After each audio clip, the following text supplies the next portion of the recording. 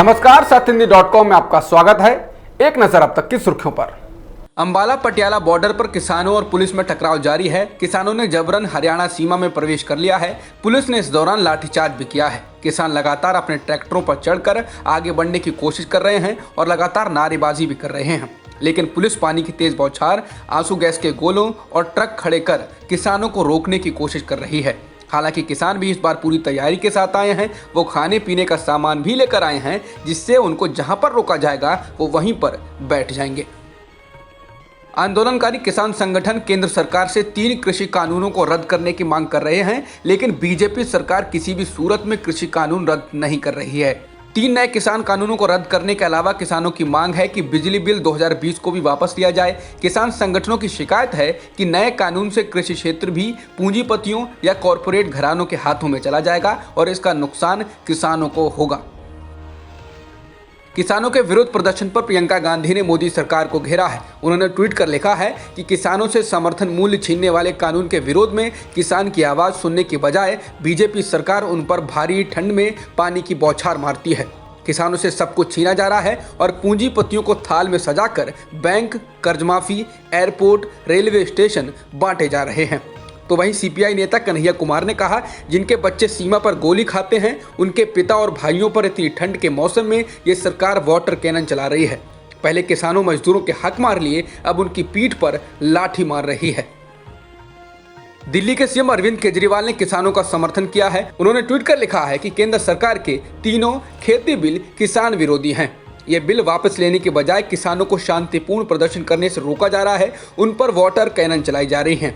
किसानों पर यह जुर्म बिल्कुल गलत है। शांतिपूर्ण प्रदर्शन करना उनका संवैधानिक अधिकार है।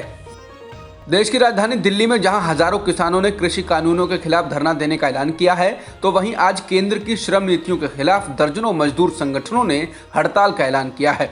इस हड़ताल में बैंक कर्मचारी भी शामिल हो रहे हैं। आज की इस हड़ताल से पहले 10 ट्रेड यूनियनों ने संयुक्त बयान जारी किया है। एनआईए ने पीपुल्स डेमोक्रेटिक पार्टी यानी पीडीपी की युवा इकाई के अध्यक्ष वहीद उर रहमान को गिरफ्तार कर लिया है। उन पर आतंकी साजिश के मामले में शामिल होने का आरोप लगाया गया है। आरोप है कि वहीद उर रहमान के संबंध डीएसपी देवेंद्र सिंह और हिजबुल कमांडर नावेद बाबू के साथ थे।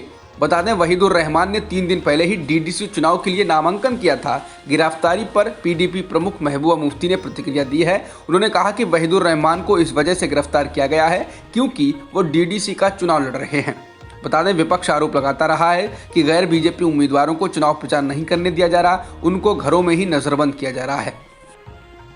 हैदराबाद के निगम चुनाव इस बार बेहद दिलचस्प होने जा रहे हैं। बीजेपी मेयर की कुर्सी पर काबिज होने के लिए एडी चोटी का जोर लगा रही है। यही वजह है कि इस सप्ताह में केंद्रीय गृह मंत्री अमित शाह और बीजेपी अध्यक्ष जेपी नड्डा चुनाव प्रचार के लिए हैदराबाद जाएंगे। बुधवार को केंद्रीय मंत्री स्मृति ईरानी ने हैदराबाद में प्रेस कॉन्फ्रेंस की। हफ्ते की शुरुआत में केंद्रीय मंत्री प्रकाश जावड़ेकर हैदराबाद पहुंचे थे। दिल्ली हाईकोर्ट ने अपने एक अहम फैसले में कहा है कि एक वयस्क महिला अपनी मर्जी से कहीं और किसी के भी साथ रहने के लिए स्वतंत्र है। दरअसल दिल्ली हाईकोर्ट में सुलेखा नाम की युवती के परिवार ने अपनी बेटी को पेश होने के लिए बंदी प्रत्यक्षीकरण याचिका लगाई थी। कोर्ट ने इस मामले की सुनवाई में अपना फैसला सुनाया है। युवती के परिवार का दावा था कि वह गायब हो गई है, लेकिन इस मामले में खुद युवती ने कोर्ट के सामने पेश होकर बताया कि वह अपने परिवार और घर को छोड़कर अपनी मर्जी से आई है और फिलहाल शादी करके एक बबलू नाम के व्यक्ति के साथ रह रही है। जिसके बाद हाईकोर्ट ने सुलेखा के परिवार के उन आरोपों को खारिज कर दिया जिनमें कहा गया था कि उनकी बेटी नाबालिग है और बबलू ने उसका अपहरण किया है। भारत के उपराष्ट्रपति एम वेंकैया नायडू ने कहा कि मौजूदा भारतीय न्यायपालिका कई मामलों में अपने अधिकार क्षेत्रों के दायरे से आगे बढ़ती नजर आ रही है। वेंकैया नायडू ने ये बात बुधवार को गुजरात में आयोजित 2 दिवसीय ऑल इंडिया प्रिसाइडिंग ऑफिसर्स के 80वें सम्मेलन में कही। वेंकैया नायडू ने कहा कि दिवाली के त्योहार पर पटाखों पर प्रतिबंध लगाना, जजों की नियुक्ति में विधायिका की भूमिका न रखना और जांचों की निगरानी करना कुछ ऐसे उदाहरण हैं जिनसे जाहिर होता है कि हमारी अदालतें जुडिशियल ओवररीच को बढ़ावा दे रही हैं। झारखंड सरकार ने राजद अध्यक्ष लालू प्रसाद यादव के कथित ऑडियो के जांच के आदेश दे दिए हैं। बीजेपी नेता सुशील मोदी ने आरोप लगाया था कि लालू प्रसाद ने बीजेपी विधायक ललन पासवान को फोन कर विधानसभा अध्यक्ष के चुनाव के दौरान अनुपस्थित रहने के लिए कहा था। साथ ही मंत्री पद का लालच भी दिया था।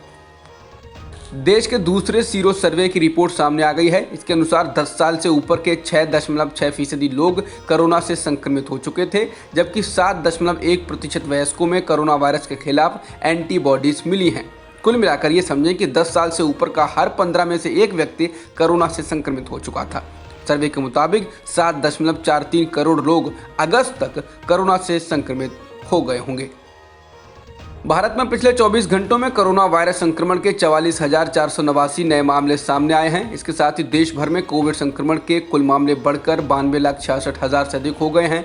पिछले 24 घंटों में देश भर में कोविड-19 से 524 लोगों की मौत भी हुई है। हालांकि पिछले 24 घंटों में 36,367 मरीज कोरोना संक्रमण से ठीक हुए हैं।